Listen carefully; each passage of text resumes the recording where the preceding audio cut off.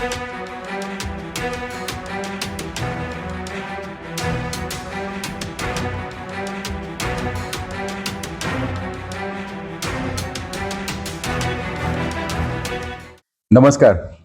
महाराष्ट्रामध्ये मागील काही दिवसामध्ये FDA म्हणजे ह्या डिपार्टमेंटच्या माध्यमातून ज्या कारवाया सुरू झाल्यात, ह्या खरं तर ह्याचं कौतुक केलं पाहिजे.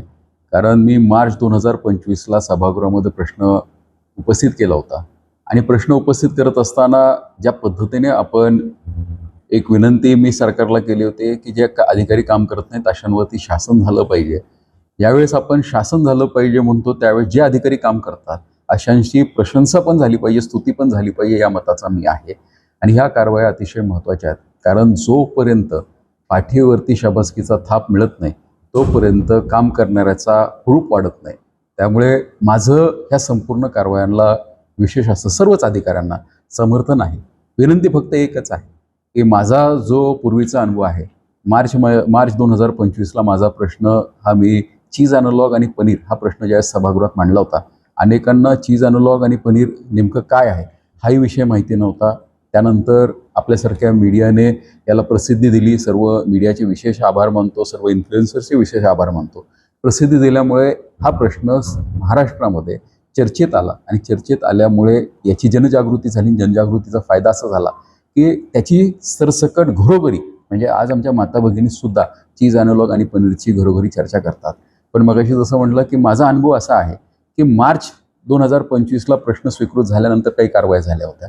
त्यानंतर जुलैमध्ये माझा अधिवेशनामध्ये प्रश्न होता, त्यावेळेस जूनमध्ये परत कारवाया झाल्या होत्या आणि परत नंतरच्या मार्चमध्ये ज्यावेळेस माझा प्रश्न मी टाकला नाही मागच्या मार्चमध्ये, पण मार्च जवळ आला आणि FDAचा माझा ज्यावेळेस FDAच्या ज्या आर्टिफिशियल फुलांचा प्रश्न होता त्यावेळेस परत कारवाया झाल्या होत्या. आणि आता पुढच्या महिन्यामध्ये, पुढच्या काही दिवसांमध्ये आमचं अधिवेशन सुरू होतं आहे. त्यामुळे माझी सर्व अधिकाऱ्यांना एक विनंती आहे की ह्या कारवाया फक्त अधिवेशनापुरत्या मर्यादित न ठेवता ह्या कारवाया अशा सुरू राहिल्या पाहिजे. आणि कारवाया होत असताना माझी सर्व मीडियाला एक विनंती आहे की आपल्याकडे ज्या माहिती येतात, म्हणजे आता आम्हीकडे काही आता काय झालं, सोशल मीडियामुळे मर्यादा राहत नाही, पण जेन्युइन माहितीसुद्धा सर्क्युलेट झाली पाहिजे. म्हणजे मधल्या काळामध्ये एक मी बातमी अशी वाचली होती की अहिल्यानगरमध्ये मोठ्या प्रमाणावरती मुंडेंनी पदभार स्वीकारल्यानंतर दुधाचे संकलन हे कमी झालं होतं. पण तशी परिस्थिती काही नाही आहे. जी मी शासनाकडनं काही आकडेवारी मागवली होती त्याच्यामध्ये दुधाच्या संकलनामध्ये जानेवारी, फेब्रुवारी, मार्च, एप्रिल, मे महिन्यापर्यंतच माझ्याकडे संपूर्ण आकडेवारी आहे. सरासरी पाहिलं तर 48 लाख लिटर ते 46.5 लाख लिटर एवढं सरासरी आमच्या अहिल्यानगरमध्ये दूध संकलन होत असतं. 1-1.5-2 लाख लिटरचा इकडे तिकडे त्याच्यामध्ये तफावत येत असते. आणि मागच्या मे महिन्याचा जर आकडेवारी पाहिली तर मे महिन्यामध्ये 48,32,000 इतकं दुधाचं संकलन अहिल्यानगरमध्ये झालेलं आहे. एप्रिल महिन्यामध्ये 46.85 होतं, त्याच्या आधी 46.86 होतं, त्यानंतर 46.27 फेब्रुवारी महिन्यात होतं आणि जानेवारी महिन्यामध्ये 48 लाख लिटर एवढं दुधाचं संकलन होतं. अडचण अशी होते की ज्यावेळेस अशा चुकीच्या बातम्या होतात त्यावेळेस आमच्या जिल्ह्याची बदनामी होती. माझी कळकळीची मीडियालाही विनंती आहे की चुकीच्या बातम्या ह्या प्रसारित होऊ नयेत, ही तुमची आमची सगळ्यांची जबाबदारी आहे. त्याचबरोबर मधल्या काळामध्ये मी तुकारामजी मुंडे साहेबांची भेट घेतली होती आणि त्यांना एक विनंती केली होती की ज्या ठिकाणी जेजुरीसारखा खंडोबा असेल, पालीचा खंडोबा असेल किंवा कोथरूडचा खंडोबा आहे किंवा इतर खंडोबाची जी देवस्थान आहेत अशा ठिकाणी, आणि जसं माझं गाव आहे ज्या ठिकाणी भैरवनाथाची यात्रा होते, अशा अनेक भैरवनाथांच्या यात्रेमध्ये भंडारा उधळला जातो. तर हा भंडारा उधळला जाणारा भंडारा हा प्युअर हळदच आहे आणि असलाच पाहिजे या मताचा मी आहे. दुर्दैवाने भंडाऱ्याचं कुठेही डेफिनेशन हे कायद्यामध्ये नसल्यामुळे याचा गैरफायदा काही ठराविक लोक घेतात.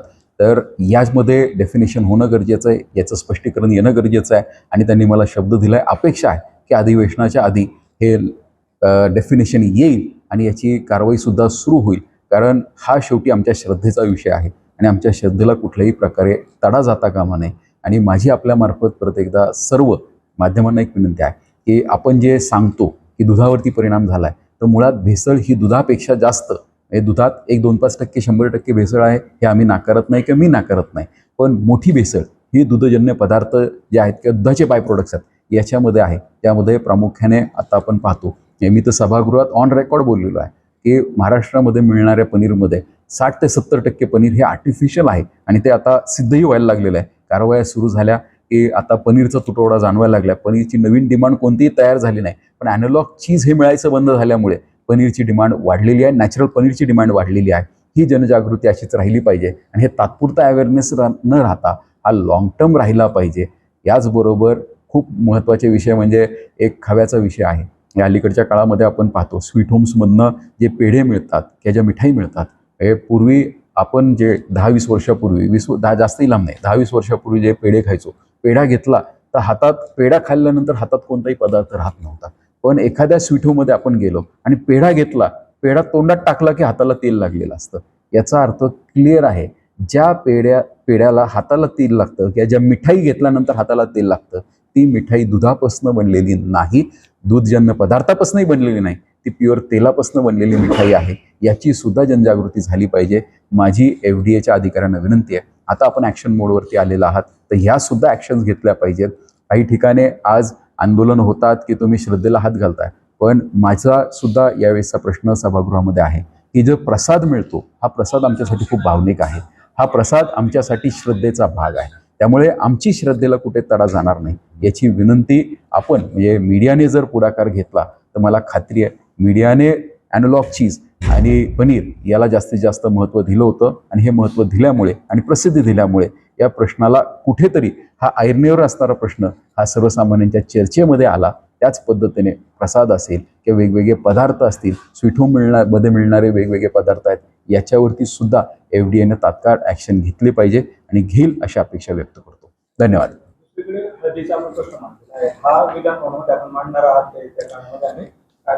मी यावेळेस माझे विधान भवनामध्ये विधानसभेसाठी माझा हा मी प्रश्नसुद्धा टाकलेला आहे आणि माझी अर्धा तास चर्चासुद्धा मी टाकलेली आहे. जर स्वीकृत झाली आणि माझा प्रश्नाला जर माझा बॅलेटमध्ये नंबर लागला तर नक्कीच याची चर्चा सभागृहामध्ये होईल.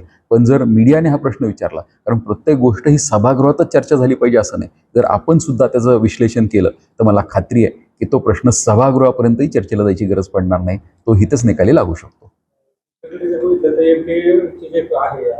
तो सातत्याने म्हणतो की आमच्याकडे मनुष्यबळ कमी आहे, त्याच्यासाठी आपण मी ज्यावेळेस मागे आमची बैठक झाली होती, मला स्वर्गीय उपमुख्यमंत्री अजितदादा पवार साहेबांनी माझा जो पहिला प्रश्न होता ॲनालॉग चीज आणि पनीर, या प्रश्नामध्ये माझा उपप्रश्न होता की FDAकडे संख्याबळ नाही. त्यानंतर मी मधल्या काळामध्ये परत गुटखा पान मसाल्याचा प्रश्न ज्यावेळेस सुगंधी सुपारीचा प्रश्न ज्यावेळेस उपस्थित केला होता, त्यावेळेस सुद्धा माझा उपप्रश्न हाच होता की जास्तीत जास्त मनुष्यबळ ह्या खात्याला असलं पाहिजे. त्यामुळे ह्या खात्याचा जो काही आराखडा करायचा आहे तर त्या संदर्भातही माझी FDA कमिशनरांना मी विनंती केली. कारण मध्ये आमची बैठक झाली, बैठकीत आम्हाला असं सांगण्यात आलं होतं की आम्ही आता 300 आहे, 300 आमच्याकडे अधिकारी आहेत, मंजूर अधिकारी आहे, पदस्थापना आहे, ती 300वरून आम्ही 500वरती घेऊन जाणार आहोत.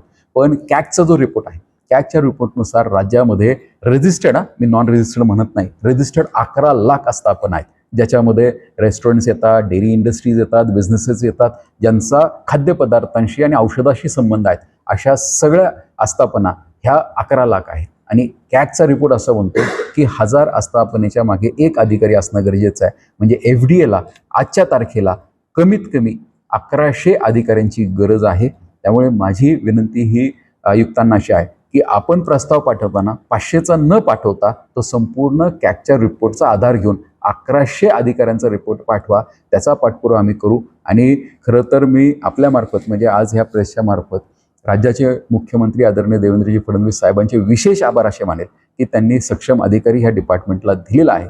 आणि कमिशनर साहेब जे तुकाराम मुंडे आहेत त्यांचेही विशेष आभार मानेल. कारण तसं पाहिलं तर आयुक्त पदाची 2 पदं ही उंचावून त्यांची नेमणूक केली होती. म्हणजे एखाद्या माणसासाठी तसं पाहिलं तर तसं हे डिग्रेडेशन आहे, पण त्यांनी तो डिग्रेडेशन न पाहता ब्लेसिंग इन डिस्गाईज पाहिलेला आहे. त्याचा फायदा हा सर्वसामान्य जनतेला आणि सर्वसामान्य कस्टमर्सला होईल ही अपेक्षा व्यक्त करतो. औरंगाबादमध्ये ज्या पद्धतीने हल्ला आला, हल्ला झाला जी, नाही, ह्या प्रवृत्ती आहेत ना, मी तेच सांगतोय की मुळात ह्या प्रवृत्ती आहेत, कायद्याचा धाक नाही. म्हणजे आपण जर पाहिलं, मी सभागृहामध्ये एक प्रश्न मांडला होता आणि प्रश्नामध्ये ही विनंती केली होती की अटेम्प्ट टू मर्डर झाला पाहिजे. म्हणजे पूर्वीचा जो 328 आहे किंवा आत्ताचा जो भारतीय न्याय संहितेचा कलम 123 आहे, हा झाला पाहिजे. आणि आता तुम्ही पाहिलं असेल तर FDAने 192 केसेस दाखल केलेत आणि त्या बहुतेक केसेसमध्ये 123 त्यांनी दाखल केलेलं आहे. जर असे दाखल व्हायला सुरू झाले तर जे गुन्हेगार आहेत, कारण गुन्हेगारांची एक कुठेतरी मजल वाढली होती, ह्याला आळा घालायचा असेल तर आपल्याकडे कायदा हा खूप सक्षम आहे. कायद्याचा फक्त दुर्दैवाने वापर केला जात नव्हता. अधिकाऱ्यांची संख्या जरी कमी असेल तरी त्यांना आमच्यासारख्या लोकप्रतिनिधींचा पाठिंबा हा मोठ्या प्रमाणावर असणार आहे. त्यामुळे अधिकाऱ्यांना असं समजू नये की ते कमी आहेत. त्यांना जिथे गरज पडेल तिथे त्यांनी स्थानिक लोकप्रतिनिधींचा जर मदत घेतली तर असे हल्ले होणार नाहीत आणि असे हल्ले आपण रोखू शकू. कारण शेवटी प्रशासन, शासन आणि लोकप्रतिनिधी असं मिळूनच हे सरकार पुढे घेऊन जावं लागणार आहे. आणि नुसतं आम्ही काम करून चालणार नाही, तर याच्यामध्ये जनतेचा सहभागही तितकाच महत्त्वाचा आहे. माझी जनतेला एक विनंती आहे की तुमच्या शेजारी, तुमच्या जवळ, तुमच्या ऐकण्यामध्ये जर अशा कुठे भेसळीच्या घटना होत असतील तर तुम्ही तात्काळ त्या डिपार्टमेंटला कळवल्या पाहिजे, तरच डिपार्टमेंट ॲक्ट करू शकतं. जामखेड फकराबादमध्ये कारवाई झाल्यानंतर एनडीए तात्पुरती कारवाई करते, त्यानंतर गुन्हे दाखल होतात. मात्र त्यामध्ये फक्त 7 आरोपी अटक आहे, 43 आरोपी निष्पन्न झालेले होते. मात्र कुठेतरी तडजोडीचा वास आहे. कसं फक्त काय करू जिल्ह्याच्या असून नक्कीच आता याची सुद्धा सखोल चौकशी झाली पाहिजे आणि आम्ही त्या संदर्भातलं माझ्याकडे सगळे डिटेल्स नाही आहेत. पण जसं मगाशी म्हणलं की काय होतं की कलम योग्य जर लावले गेले तर याच्यामध्ये ॲक्शन्स हे पुढे जाऊ शकतात. याला दोषींना त्या ठिकाणी बेनिफिट मिळणार नाही. त्यामुळे जे आरोपी आहेत यांच्यावरती कलम योग्य लागले पाहिजे आणि FDAने आता अलीकडच्या काळामध्ये ते लावायला सुरू केलेले आहेत. याचं सातत्य राहिलं पाहिजे. ह्या कारवाया खूप चांगल्या आहेत पण याचं सातत्य राहिलं पाहिजे. स्वाभाविक आहे हे सगळ्यांनाही आवडणार नाही, कारण ज्यावेळेस कारवाया होतात त्यावेळेस काही जणांच्या पोटाला चिमटा होणार आहे, काही जणांच्या पोटावर पाय दिला जाणार आहेत. ही लोक प्रतिकार करणार आहेत. हे चुकीची लोक काही ठराविक शेतकऱ्यांना असतील, ठराविक उत्पादकांना असतील, हे समोर आणतील, पुढे ढकलतील आणि त्याची आंदोलनं सुद्धा होतील. पण याचा विचार न करता हा लार्जर बेनिफिट पाहिला पाहिजे, जनतेचा, जनहिताचा विचार केला पाहिजे आणि तो जर केला तर नक्कीच त्याचा फायदा झाल्याशिवाय राहणार नाही. अहिल्यानगर जिल्ह्यामध्ये मोठ्या प्रमाणात देवस्थान आहे, शिर्डी तिथे पेढेचा प्रश्न जो आहे तो वाटला जातो. काल परवाच जे आहे मोठी कारवाई झाली शिर्डीमध्ये. तर ह्याच्या टेस्टिंगचं जे आहे नमुने घेतले जातात, ते पाठवले जातात, मात्र वेळेवरती त्याचे नमुने हे येत नाहीत, रिझल्ट येत नाहीत. कुठेतरी जिल्हा स्तरावरतीच लॅब असावेत टेस्टिंग असं वाटतं. हा सुद्धा याची सुद्धा चर्चा झाली होती. राज्यभर FDAच्या लॅब्स वाढवण्यासाठी FDAला कमीत कमी 200 कोटी रुपये निधी हा लागणार होता. दुर्दैवाने त्यांना फक्त 30 कोटी आत्तापर्यंत मिळालेले आहेत. आम्ही आत्ता परत त्याचा पाठपुरावा सुरू केलेला आहे आणि ती सुद्धा आम्ही मागणी करणार आहोत. म्हणजे शेवटी काय होतं, नुसतं लॅब्स काढून चालत नाही, त्या लॅब्सला ऑपरेटर्स पण पाहिजेत. आमची ही मागणी होती की डिव्हिजनला मिनिमम एक तरी लॅब असावी आणि डिव्हिजनला झाल्यानंतर प्रत्येक जिल्ह्यामध्ये एक लॅब असावीत आणि नुसती लॅब असून चालणार नाही. काय होतं, लॅब झाल्या तर लॅब्समध्ये ड्रग्सच टेस्टिंग एवढं होतं. ड्रग्स म्हणजे जे ऑफिशियल औषधं मिळतात त्याची सुद्धा टेस्टिंग करावी लागते. जे पदार्थ बाजारात येणार आहेत त्यांची सुद्धा ऑफिशियल टेस्टिंग करून घ्यावी लागते. यांचेच पदार्थांच्या टेस्टिंगलाच नंबर एवढे असतात की खाद्यपदार्थांचा नंबर लागत नाही. त्यामुळे खाद्यपदार्थांसाठी फूड लॅब्स ह्या सेपरेट असल्या पाहिजेत, याची मी मागणी केली होती. त्याचाही मी पाठपुरावा नक्कीच करेल आणि मला खात्री आहे की मुख्यमंत्र्यांच्या माध्यमातून ह्या लॅब्स लवकरच महाराष्ट्रामध्ये प्रत्येक डिव्हिजनमध्ये आणि कालांतराने प्रत्येक जिल्ह्यामध्ये उभ्या राहतील. भेसळीमध्ये प्रामुख्याने संघटित गुन्हेगारी महत्त्वाची असते. 2 किंवा 3 गुन्हे दाखल असलेल्या लोकांवरती मोका लावावा तुम्ही मुख्यमंत्री चर्चा करणार. याची आमची मागे ज्यावेळेस आमची बैठक झाली होती संयुक्त समितीची, तर याच्यामध्ये सध्या तशी कोणती तरतूद नाही आहे आणि विधी व न्याय खात्याला तशी मागणीसुद्धा माझ्या मते FDA करणार होतं की याच्यामध्ये काही दुरुस्त्या कराव्या लागणार आहेत. दुर्दैव असं आहे की FDAचा कायदा हा एकटा महाराष्ट्र ठरू शकत नाही. त्याला आपल्याला केंद्राची सुद्धा पूर्वपरवानगी घ्यावी लागते, मग कायद्यामध्ये बदल आणि सुधारणा करता येतात. पण कमीत कमी आता ॲक्शन मोडवरती आलेलं आहे आणि माझीच नव्हे तर अनेक सदस्यांची ही मागणी आहे की वारंवार गुन्हे करणाऱ्यांवरती मकोका हा लागलाच पाहिजे.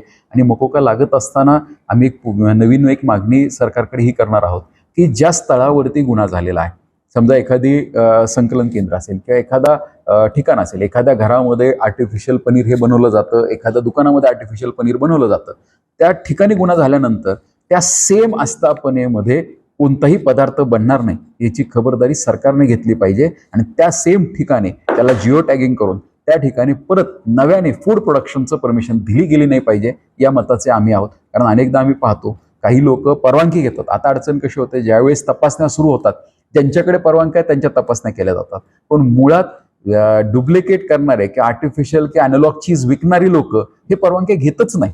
ऑफिशियल परवानगी घेणारे हे चुकीच्या पद्धतीने धंदा करत नाहीत. अॅनालॉग चीज हे लीगल आहे हे मलाही माहिती आहे आणि हे केंद्र सरकारच्या नियमानुसार लीगल आहे. ते विकायला सुद्धा परवानगी आहे. आमचा स्टँड एकच आहे की अॅनालॉग चीज म्हणून विकलं गेलं पाहिजे, पनीर म्हणून विकलं गेलं पाहिजे. आता नुसता आपल्याला आहेत ह्या डेअरीजवर कारवाई करण्यापेक्षा जे लोक अनऑफिशियली किंवा काय म्हणणार अंडरग्राऊंड ही ऍक्टिव्हिटी चालवतात की ज्याचं कुठेही रेजिस्ट्रेशन नाहीत, असे आयडेंटिफाय करून त्यांच्यावरती ऍक्शन्स घ्यावे लागणार आहेत. आणि याच्यामध्ये सगळ्यात मोठा पुढाकार हा जनतेला आणि मीडियाला घ्यावा लागणार आहे. कारण प्रशासनापर्यंत जोपर्यंत ही माहिती मिळणार नाही तोपर्यंत प्रशासन ऍक्ट करू शकत नाही.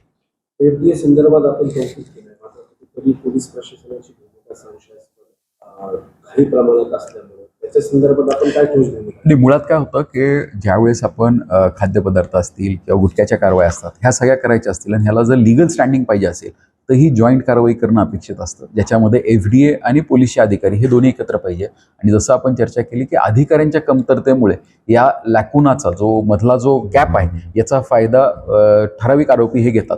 आणि दुर्दैवाने आपण काय म्हणतो की हे सगळ्याला निशाणा पोलीस प्रशासन केलं जातं, पण अनेकदा जे लॅकुनाज राहतात याच्यामध्ये चूक पोलीस प्रशासनाची नाही आहे, याच्यामध्ये कमी असणारं मनुष्यबळ, याच्यामुळे ह्या सगळ्या गोष्टी होतात. पण येणाऱ्या काळामध्ये त्या सुधारल्या जातील अशी अपेक्षा व्यक्त करायला काही हरकत नाही. धन्यवाद. काय ठेवायचं राहिले? ठीक आहे.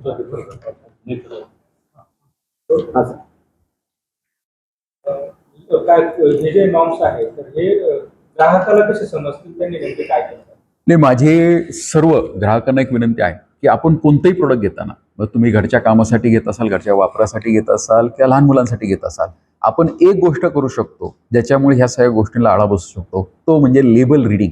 म्हणजे प्रत्येक जे जेन्युइन प्रोडक्ट्स आहेत ते कोणत्याही लेबलच्या मागे लिहिलेलं असतं की त्याच्यामध्ये काय आहे. मला अनेकदा ग्राहकांनी विचारलं जातं, अनेक आमचे जवळचे स्नेही संबंधित आहेत यांचेही फोन येतात की कसं आम्ही आयडेंटिफाय करायचं की अॅनालॉग चीज आहे का पनीर आहे. तर अशांना माझी एक विनंती आहे की तुम्ही जर पाहिलं तर कोणत्याही प्रोडक्टच्या मागचं लेबल वाचलं तर लेबलवरती क्लिअर लिहिलेलं असतं की मिल्क सॉलिड्स आणि आणखी काही पदार्थ आहेत. तर एखाद्या पदार्थामध्ये जर व्हेजिटेबल ऑइल असेल किंवा व्हेजिटेबल फॅट असेल किंवा इतर कोणते फॅट्स असतील तर ते अॅनालॉग चीज हे 100% आहे. कारण त्याच्यामध्ये नुसतं ॲनिमल प्रोटीन आहे का किंवा मिल्क आहे का हे पाहण्यापेक्षा त्याच्या व्यतिरिक्त काय हे लेबल रिडिंग करणं अतिशय गरजेचं आहे. हळदीचंही तसंच आहे, प्रत्येक खाद्यपदार्थ तसंच आहे. तुम्ही जर खाद्यपदार्थामध्ये पाहिलं, जर मिरचीचं तुम्ही एखादं प्रोडक्ट घेऊन पाहिलं तर जी प्युअर मिरची आहे ते मागे फक्त चिली पावडर लिहिलेलं असतं. पण जर एखादी मिक्स केलेली मिरची असेल तर त्याच्यावर लिहिलेलं असतं स्टेबिलायझर असतात, कलर्स असतात. तर हे जर वाचायला सुरू केलं तर माझी खात्री आहे की ग्राहकांची दिशाभूल आणि त्या ठिकाणी फसवणूक होणार नाही. हे अलीकडे जर पाहिलं तर नॅचरल मीटवरती लिहिलेलं असतं मीठ सॉल्ट अँड आयोडीन, आणि काही अशा असतात की ज्याच्यामध्ये इतर पदार्थ सुद्धा ॲड असतात. त्यामुळे वेगवेगळे सॉलिड्स लिहिणारे सुद्धा मीठ आहेत. बाजारात गेलं तर आपल्याला ते सुद्धा पाहायला मिळेल. त्यामुळे माझी आपल्यामार्फत विनंती आहे की लेबल रिडिंग हे अतिशय महत्त्वाचं आहे. लेबल रिडिंग केलं, आपण सतर्क राहिलात तर आपला त्याच्यामधनं फायदा होणार आहे. त्यामुळे सतर्क ग्राहक म्हणजे आरोग्य ग्राहक म्हणायला काय हरकत नाही. हळद संदर्भात काय एखादं प्रकरण आपल्या निदर्शनास आलेलं आहे आणि ते आणि हळदचं मुळात काय आहे की हळदीमध्ये जास्त मिलावट होत नाही. हळदीचे जर तुम्ही लेबल्स वाचायला सुरू केले तर प्युअर हळद ज्याच्यावर लिहिलेलं असतं ना, मागे हळदच लिहिलेलं असतं, टर्मरिक लिहिलेलं असतं. इतर ठिकाणी मग त्याच्यामध्ये समजा तुम्ही भंडारा म्हणून विकलं जातं तर त्याच्यावरती क्लिअर लिहिलेलं असतं ह्याच्यामध्ये कॉर्नस्टार्च आहे. आता साधं उदाहरण पाहायचं झालं, भंडारा आम्ही काही शेकडो वर्षांपासून उधळतोय, आमचे पूर्वज उधळतात आणि आम्ही देवाला भंडाऱ्याचा ज्यावेळेस यात्रा होते त्यावेळेस यात्रेमध्ये भंडारा हा उधळला जातो. कॉर्नस्टार्च अलीकडच्या काळामध्ये